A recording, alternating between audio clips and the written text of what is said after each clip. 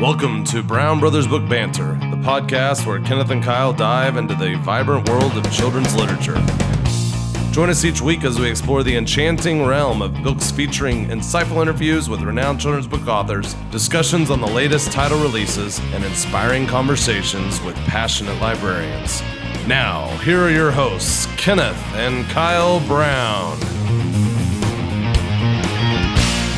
Yuzu the Pet Vet. Kenneth, it looks like you're reading a little manga.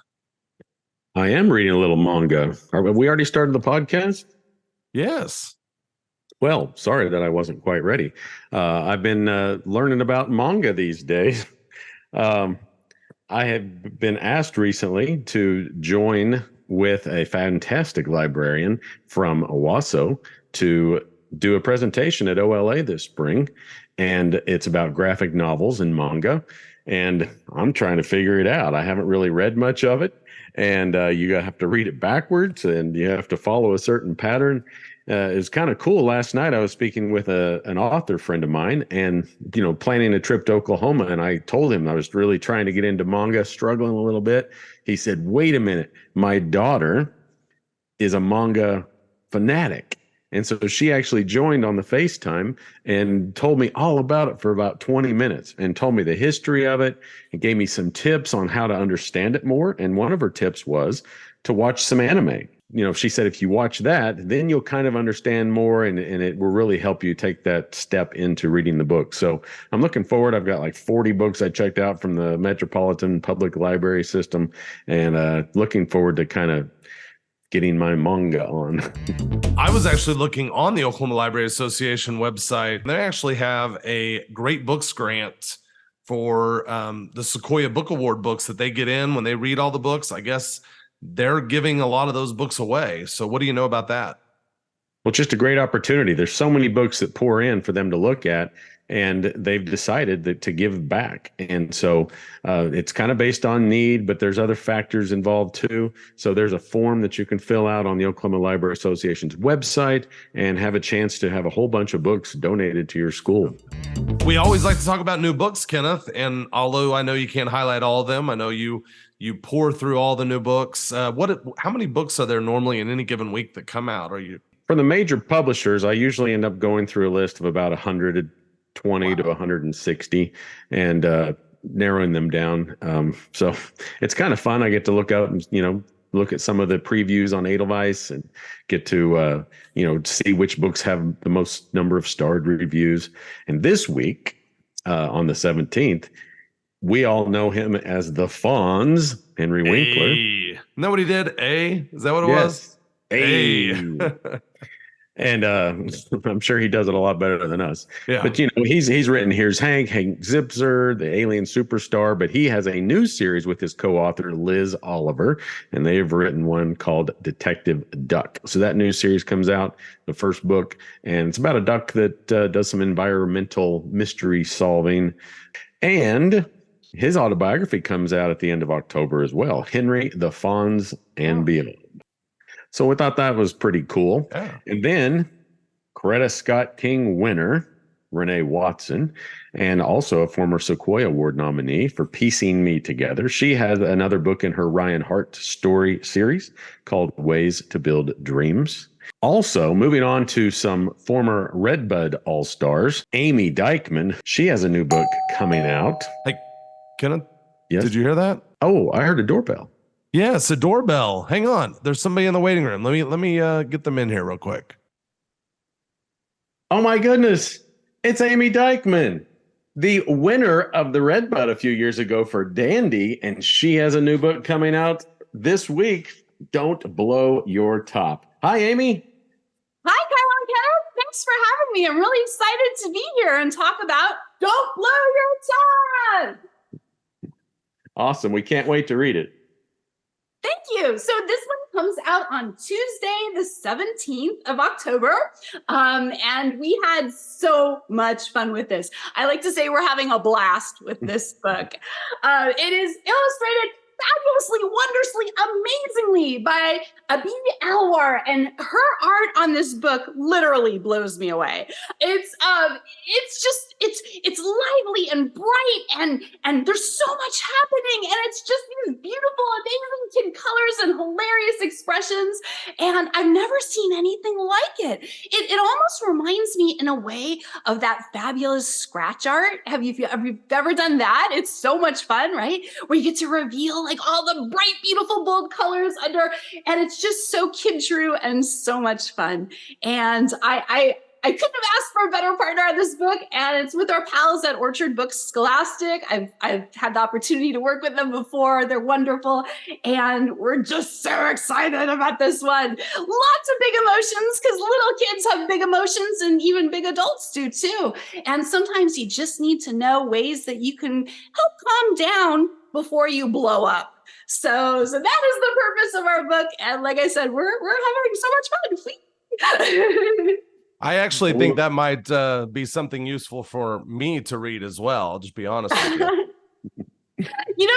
Same. Like I say, there's a little bit of all of us when we make a book, right? And I have big emotions. I'm very happy most of the time, but those times I'm not. And so I benefited from learning ways to calm down, to breathe and count and think happy thoughts.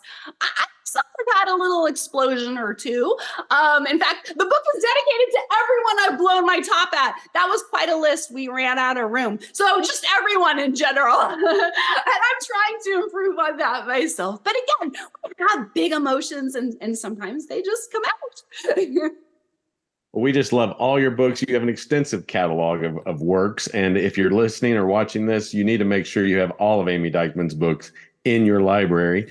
And we really think this might be one that will make the Redbud list next year. Oh, thank you. No, we're so pleased to be on the Redbud list and get some Redbud love. Our dandy, we were absolutely thrilled. Again, amazing art by Charles Santoso, and that's with the Little Brown team. Absolutely honored. We just really, really appreciate the love. Thank you. Thank you so much for dropping by. And we hope to see you again real soon. And congratulations on Don't Blow Your Top. Likewise, and thank you so much. Thanks, everybody, for tuning in. She's awesome. We just enjoyed having her. That was really cool that she stopped in to talk about her new book. Hopefully we'll have more of those little drop-ins. Those are kind of fun. Another Redbud former nominee, Maria Jean-Ferrari, has written Fungi Grow, and it looks pretty good. It's got a couple of starred reviews already. She had Terrific Tongues a few years on our Redbud list. So those are the new books we'll feature this week, and if you listen each time on our podcast, we'll always try to bring you some exciting ones. So today we have 2 interviews with Redbud authors that are up against each other in the bracket. Who are they, Kenneth?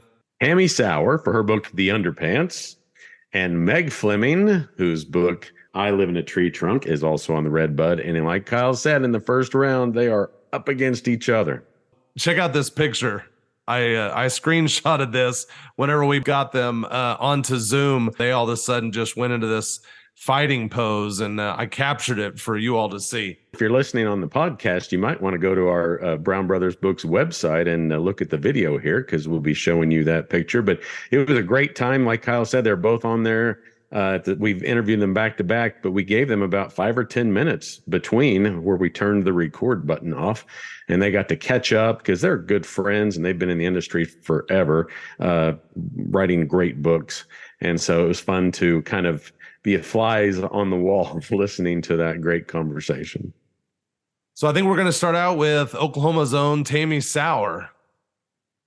Yes, and she's got a Redbud book. I think she's had on every single Redbud master list she released, and usually she's got multiple books that came out that year that we have to decide between.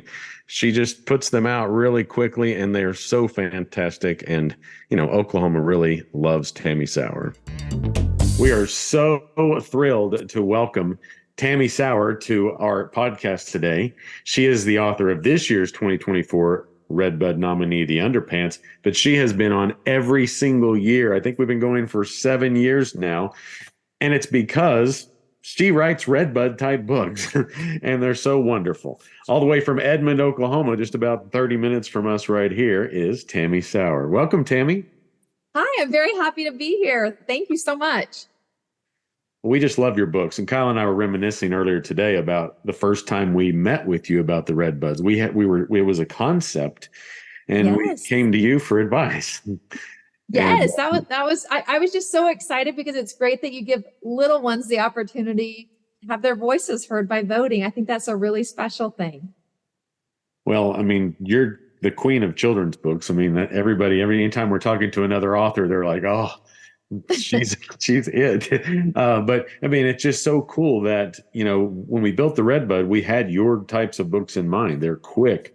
They're fun. The kids run to the library. The librarians love to read them over and over. And it just says, we just love your creativity and your style. Well, thank you. One of the things I think about when I'm writing is I think about how is this going to play in front of a big group of kids, because I want either me when I'm doing an author visit, or the librarian, or a teacher, or even a parent with a child one-on-one. I want that book to be something that is like a fun experience. And so there are lots of different ways that you can build a good read aloud, but that's always part of my process, is thinking about what can I do to make this fun for my reader and my listener too. And you publish, it seems like at least 2-3 books a year. I know that it's different every year, but I think the challenge for us is that every year in the finals, it seems like if you've got 2 books, they're in the final to make the bracket. And then we have to come up with which Tammi Sauer book do we put on? I know, what a struggle. And there's that little rule that says an author can't have 2 books in there. Otherwise, you'd have probably 2 every year. The important rule. So I like that. That I give you something. I like that I make it a little challenging for you. And I really appreciate you choosing one of my books each year to be on the list so far. Well, they're well deserved. So your most recent book, All Kinds of Special, was also available for this year. Didn't quite make it because we like the underpants a little bit better for our purposes. But do you want to tell us about All Kinds of Special if they haven't picked up that book yet? Yes, All Kinds of Special is a book about a little girl named Mia. She and her mom moved to a house for the first time. They've always lived in an apartment. And Mia misses her old apartment life, but she also is very excited about the new opportunity of having this house. Plus, she's extra happy about the fact that there's a mango tree in her yard. So each day she's watching that tree and nothing happens and nothing happens. And then one thing pops up on that tree and it's ripe and she's so excited and so ready. And then more and more mangoes pop up. And then they get to a point where there are just about too many mangoes. And so Mia and her mom have a big conversation about, what should we do about this? And Mia comes up with a solution that works out great for her, works out great for her mom, and it really works out great for her community as well. I got the idea because I have a friend in Florida named Flora, coincidence. And Flora has a mango tree. And we were texting one day and she was sending pictures of all of the mangoes that she had gathered that day, because she's always making mango jam and she makes mango salsa, mango everything. And then she said the word, she's like, I just have too many mangoes. I'm like, oh my goodness, that's a great idea for a book. And so that's where the nugget of that idea came from. So really, I'm always paying attention to what people are saying, and anything has a potential for being something that might trigger a story idea. But we do see that a lot of your books are coming out in paperback, and that is a testament to the staying power of your book. So tell us a little bit about how exciting it is. Oh, it's wonderful. Let's see. Recently, Chicken Dance just had a new issue in paperback. Your Alien is getting done. Caring for Your Lion just happened. And a really wonderful thing with Your Alien is not only are they doing a paperback version of it in English, they're doing a paperback version of it in Spanish. Ooh. And it will be available here in the States. And so I love that, because I go to lots and lots of schools, and a lot of times I get asked, do you have any books in Spanish? And I will be able to say, yes, I do. Because I do have a lot of books that are written in Spanish, but they're published in Spain. And so it's different. So that's really exciting. And then Not Now Cow is getting made into a board book, and that comes out this fall. So I'm really excited about that as well. So it's very fun to see a book in a different format. I mean, it's nice to have that exposure. It's nice to know that my books can reach so many different readers. And for so long too. Yes. Yeah, Cowboy Camp, my first book came out in 2005 and it's still in print. So that's pretty fantastic. So tell us about then how your journey began to being a children's book writer. I had no idea, no plan to be a children's book author. It didn't even occur to me. And I went to Kansas State University. I have my degree in elementary education. My plan was to be a third grade teacher. Well, my senior year of college, I had the best professor of my life, best teacher of my life. And she had us do lots of reading and writing in her class. And one day after class, she pulled me aside and she said, Tammi, you have a gift with words. You should pursue publication. And knowing that she believed in me, that really gave me the courage to believe in myself. So if it hadn't been for Dr. Marjorie Hancock, I would be teaching third grade someplace. But so what I did after that, so I didn't get serious about writing. I just dabbled in it. I might write for like a week and then I wouldn't write for like a month. And then I would write for like 4 days. Then I wouldn't write for a year. And then I had kids, and at this time I was also a teacher. I was a library media specialist, but it was always in the back of my mind. And every once in a while I'd pick up a pen. And there was an illustrator who visited my daughter's school when she was in preschool. And just seeing somebody who was in the business, that really made my heart pound a little bit. And it made me think, oh, I really need to be in this business too. And so that was the day I decided to make a commitment to writing. And so every day during my kids' nap time, I got them to simultaneously nap for 2 hours every day. Best accomplishment of my life, I think. But for those 2 hours, I wasn't going to do anything but figure out how to be a children's book author. And that included reading lots and lots of picture books, trying to write them, lots of revising. And I wrote so many really bad stories and I didn't know they were bad. I sent them off to editors in New York City, just thinking they were going to give me a yes later that week. And that is not how the business works. And I had piles and piles of rejections. And I also had some positive rejections, and they would encourage me to keep trying and send different things. And so I just kept putting in the practice, and I got a little bit better and a little bit better. And then Cowboy Camp was my first one. So it was in 2003 when I decided I have to do this. And I had my offer within that year, which is pretty rare, but I worked very hard. I made good use of that nap time, and I got up extra early and I went to bed late. I mean, you really have to, it doesn't just happen. You have to put in a lot of work to make it happen. And there's the courage of doing something and spending that much time knowing that nobody's going to. Oh, at the beginning, I had no idea Yeah. the level of competition. I had no idea. I didn't know anybody in the business. I didn't know anything about the business. I just jumped in, read a lot, wrote a lot, and hoped for good. Well, let's talk a little bit about the underpants on Okay. this year's Red Bud. When did that idea hit you? Where did you? This idea was a gift. I have an editor at Scholastic Press. He was my editor for Knock Knock. And he was in these meetings with the Scholastic Book Club people. He was his meetings were with the Scholastic Book Fair people. And when he was having these meetings, one of the people there said, an idea that a lot of us have been wanting is we've been wanting to see a book that is a take on the mitten, but we want it to be called The Underpants. Do you know anyone who'd be interested or would be a good fit to write something like that? And Ken Geist, my editor, instantly thought of me. And so he approached my agent, who approached me. And I'm like, oh, it's my dream to write a book called The Underpants. And right away, I knew that my cast of characters was going to be different than the ones in the mitten. So instead of taking place in the Woodlands area, I decided to make it happen on a farm. And I farm a farm, and I love to write books that take place on farms. I mean, farm animals are just such good material. And it was so fun. So I feel like it has the same feel as the mitten, but I feel like this book has an extra dose of silliness. It has a totally different cast of characters, and the setting is that of my childhood home. So it was so much fun to work on. So how different was it, the early drafts, from what was actually the finished product? I would say a very big portion of this, probably 90% of it, was the same once I got that first complete draft until the end. I mean, some books just happen. For some reason, I really resonated with this idea, and I could picture this whole situation happening. And I knew that the word underpants was a funny, funny word that many, many people love. And it and especially those little ones, and they just think it's hilarious. And so I knew I wanted to have the word underpants pop up a lot in that book. And so I've really enjoyed sharing it with kids at schools, and even just showing them the cover, they lose their minds a little bit, which is really fun.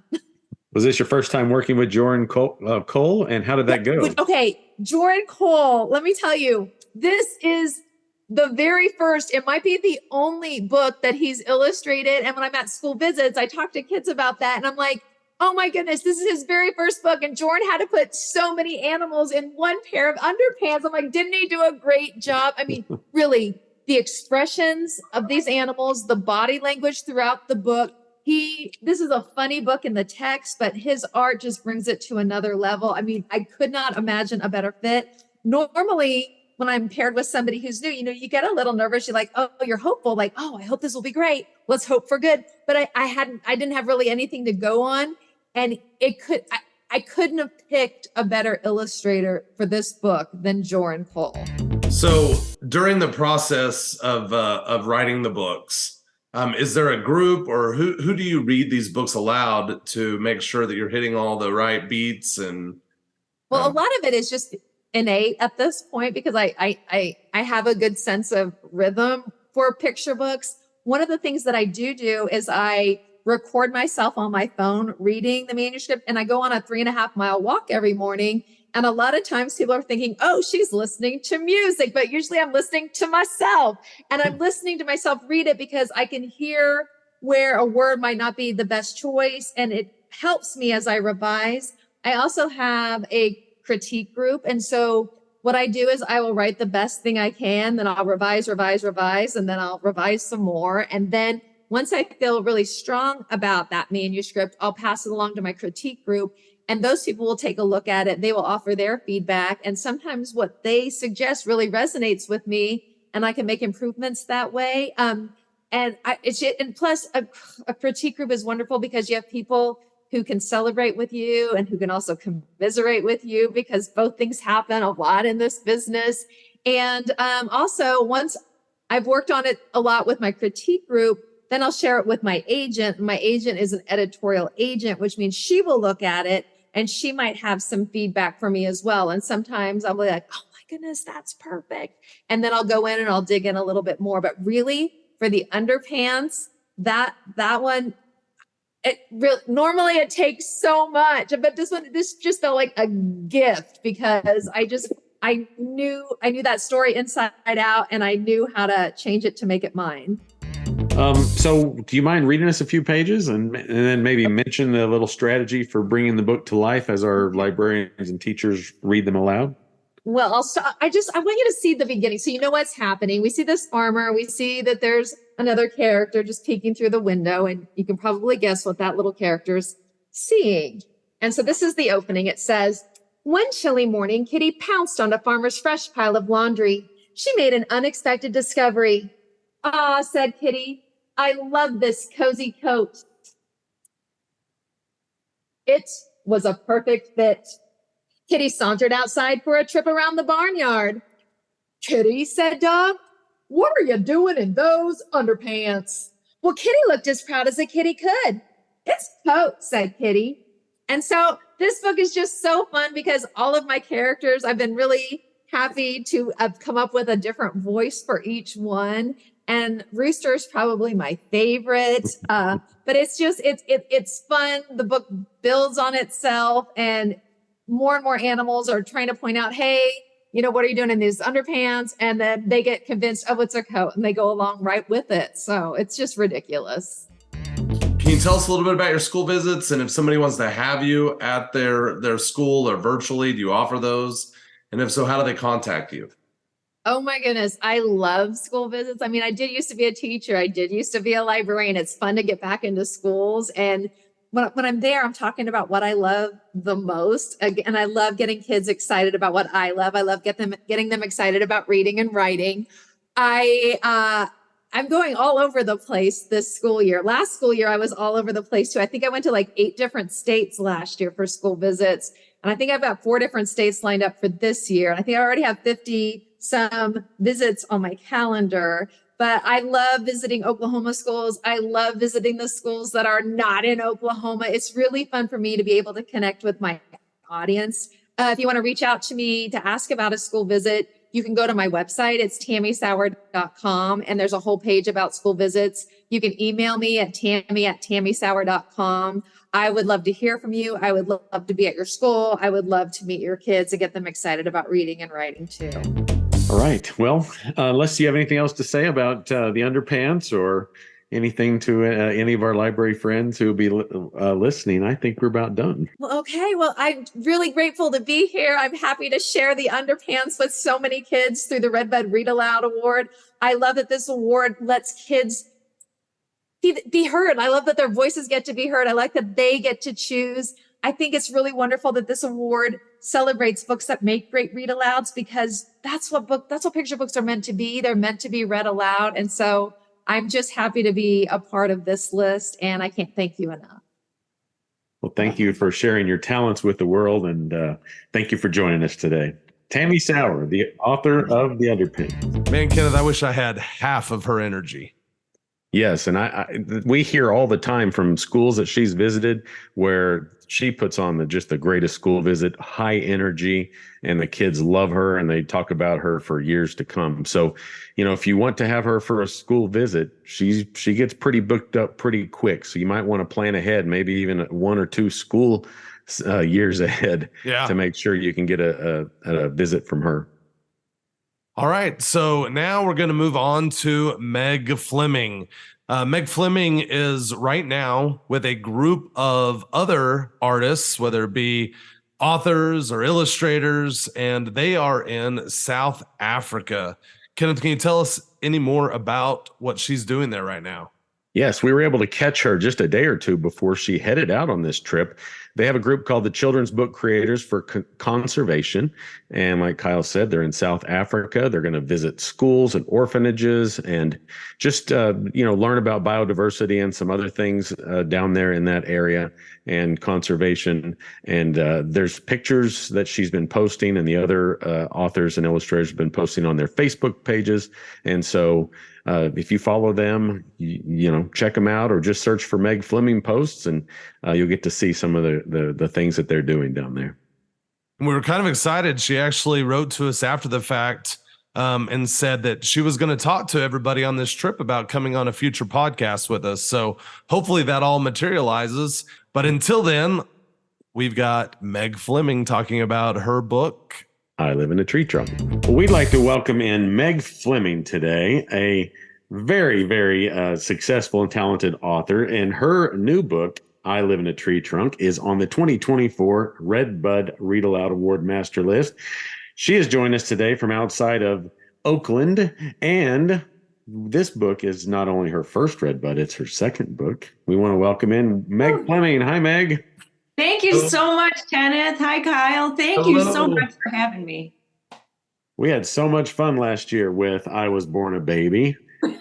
If there's anyone who doesn't know about the Redbud and they haven't seen the book, do you want to share with just a little bit about it? So I Was Born a Baby was born out of it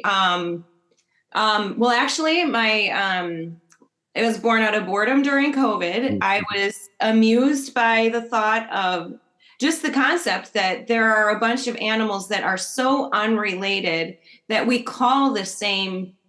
give them the same name as babies, like pups and cubs and different things like porcupets and names that we wouldn't have thought of. And so I was making a list and just laughing about this list during COVID. And it kind of, actually I wrote them both. Probably 5 weeks apart. Oh, wow. But my son, Ben, when he was probably about 3, he came downstairs and he had this epiphany and he goes, I was born a baby. And I was like, yeah, you were that. But he was like mind blown, like, just like, I'm here now. Look how big stuff I am. But something just hit me and it struck me funny. So So yeah, last year I was so honored to have. I was born a baby on the Redbud list, and to participate in all the fun brackets that you guys have, and we chatted and had a blast. And I was really happy to have a funny book because I like funny, and believe it or not, sometimes it's hard to land a funny book. So, and honestly, the sensibility. So Brandon is the illustrator, Brandon James Scott, and it's kind of wry and subtle and dry. I might have told you this. Well, it's not dry, but I might have told you this last year, but I really like the mockumentaries, like Christopher Guest, The Best in Show, and that kind of sense of humor where it's ironic. And I feel like Brandon just nailed what I was trying to do. I was like so honored because the animals are just, I mean, they're completely bamboozled by by what their names are. So since we're talking about Brandon James Scott, could you tell us a little bit about the process of working with him? Did you have direct contact with him, or how did that work? So this is a unique situation because I wrote the manuscript as one does and shared it with my editor, or my agent. And she was like, "Oh my God, this is funny. We've got to get this. Like we've got to get this with somebody who really gets this sense of humor." So my agent and I, Emily, we had several conversations, and she's like, "You know who's funny?" And she mentioned Brandon James Scott, and I have loved his work forever. He did a photograph of. You guys are familiar with The Princess Bride? Mm-hmm. Yes. That's my favorite film. So actually not a photograph. He did a drawing of the Inigo Montoya Vistini and who's the third one? Well, Andre the Giant. Mm-hmm. So anyway, ever since I saw it, I was like crazy about his work because you can't not make eye contact with his characters. And so Emily sent a message to him and asked him if he might be interested in looking at it. And normally this isn't how it works, but we teamed up and it was really fun because we could talk to each other a little bit. Normally you don't. And I know like it's typically it's better not to, because the illustrator has their own story that they're telling. You're a team. So the illustrator gets to tell 50%. But it was for a little while, we had some back and forth just to clarify, just to like make things funny or to go bigger on certain nuances. And it was really fun. So fun. We just love your books. We're just thrilled for your successes, which leads us to this question. What's been your journey? Where did becoming a children's book author come from? Well, interestingly, I thought it came from thin air. You know how you just kind of think like this came out of nowhere, but then you start, taking inventory of your life and things make complete sense, but not till later. As a kid, I in fifth grade, I was at a birthday party and I drew they had a grab bag for presents, and I pulled out a gift and opened it, and it was a journal and an outliner pen, which I don't know if you remember those. They have them now again, but they're like, you write on them and there's like silver surrounding, or it's silver and then it's like surrounded in purple, or like, it's pretty awesome. But I happened to grab a journal, and I had never journaled before, or a diary. I guess I don't know how I used it, but I started writing in it, not every day, but like big dramatic stuff that like happens at school. Like, the the scrunchy thing falls off the top of your hat and people see, stuff like that. That's really mind blowing. But so I journaled for a long time as a kid. And then in 7th grade, I won something at a big school assembly. And they called my name and I ran down there, and it was a pen and pencil set. And which I just think is sort of ironic. But when I was in 7th grade, I had a teacher who did writer's workshop in our classroom. And the focus was not just studying English, but every project you had to get it published. You had to publish, went through your critique group, and you went through to the editor's station. And then at the end, we'd publish our books. We'd draw the pictures. We'd kind of like put laminated contact paper over it. But my teacher said to us, she was like, well, it isn't finished until it's published.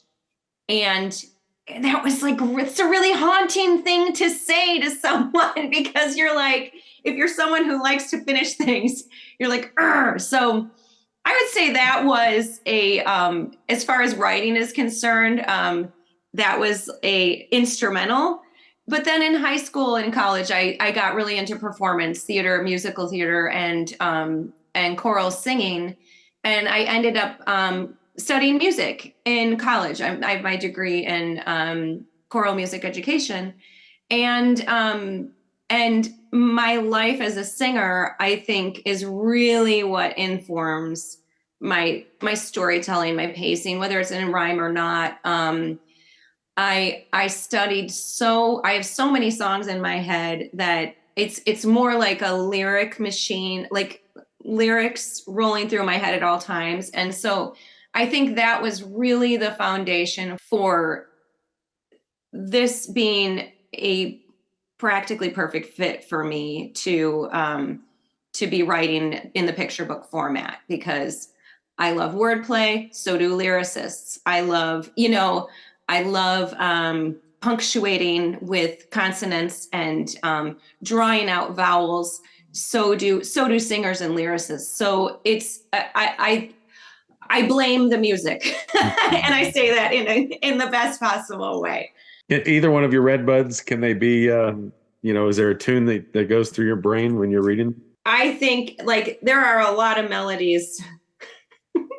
I live in a tree trunk. I live on the barn. I live in a shoebox. I'm down on the farm. I don't know. I mean, like, just you can take any melody of any common melody that you would know from kids' songs, and you could drop it in. Probably we could have a contest. But that's a great sign of, like you said, the pacing and the sentence structure.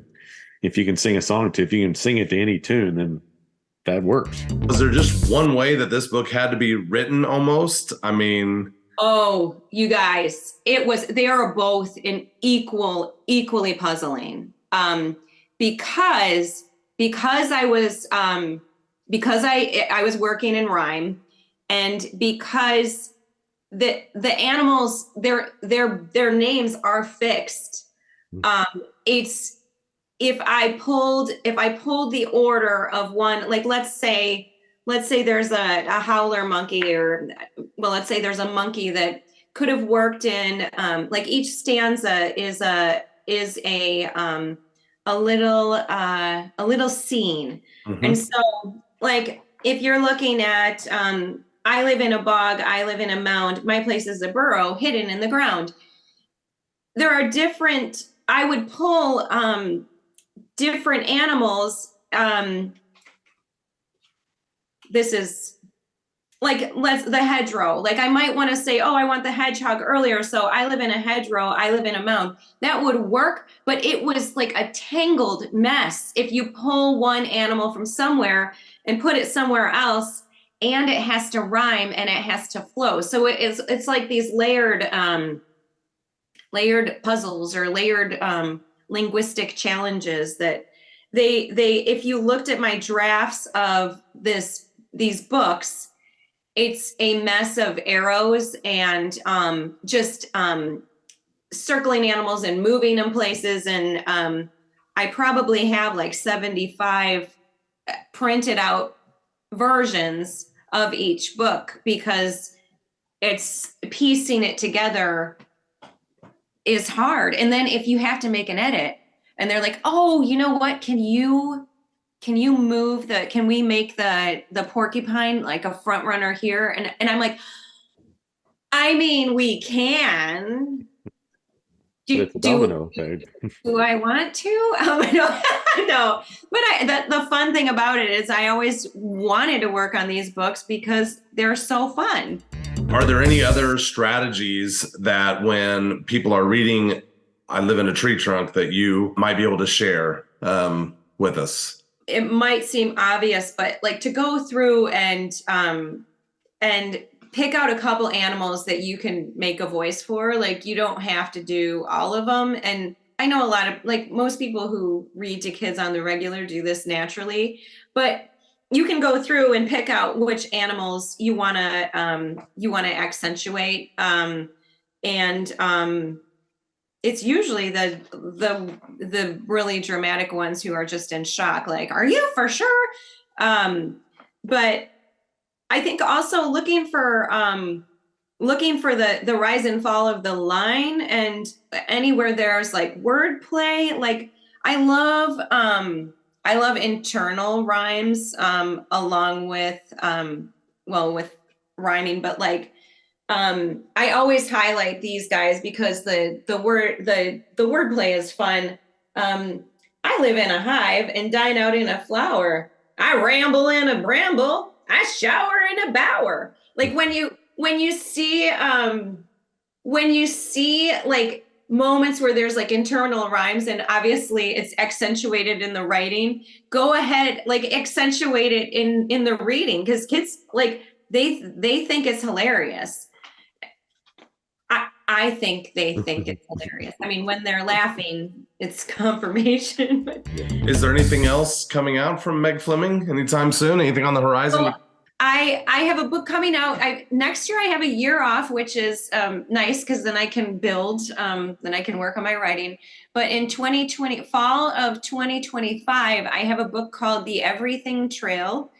And it's a trip through the redwood forest by the coast. And it's all about being connected to nature, and it's illustrated by Chuck Groening, who is incredible. And that will be coming out soon, in 2025.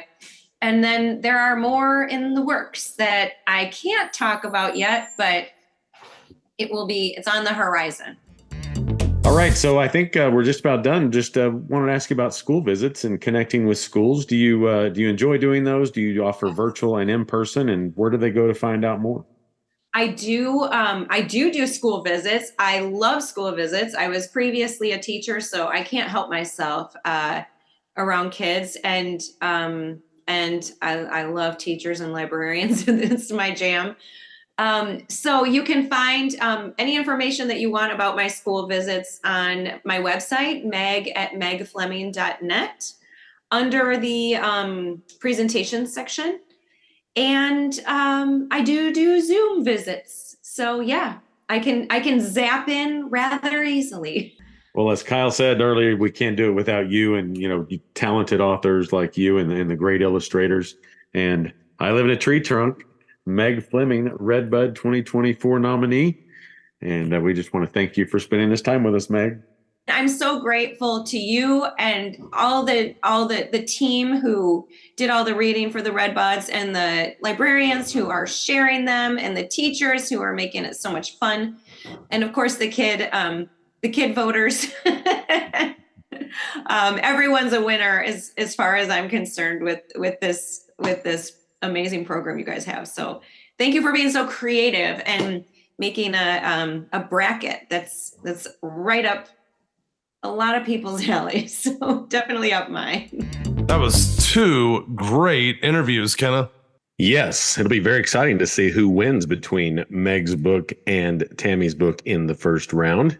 of the Redbud Challenge. We sure are thankful for the two of them for giving us their time, and for Ame Dyckman to stop in and talk about her book, Don't Blow Your Top. And we appreciate you watching and listening to this week's podcast.